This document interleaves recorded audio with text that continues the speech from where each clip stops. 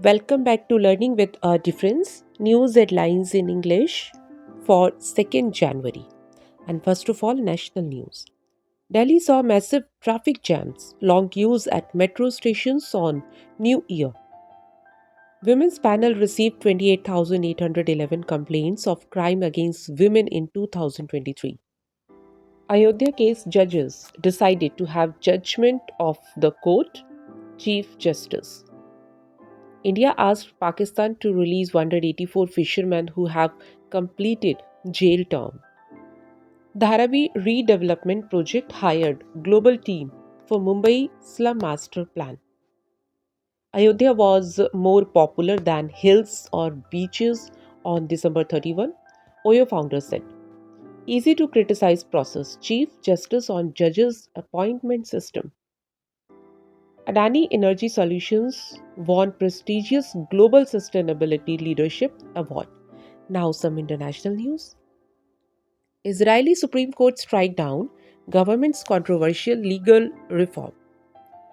Iran's Alborz warship entered the Red Sea amid raging tensions, a report said.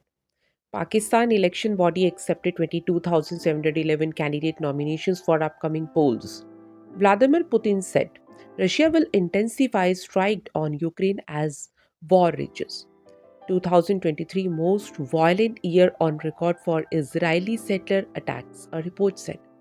Destroyed record number of Russian drones on New Year's Eve, Ukraine, and Israel to withdrew some forces from Gaza to re-energize economy in 2024. Now some sports news.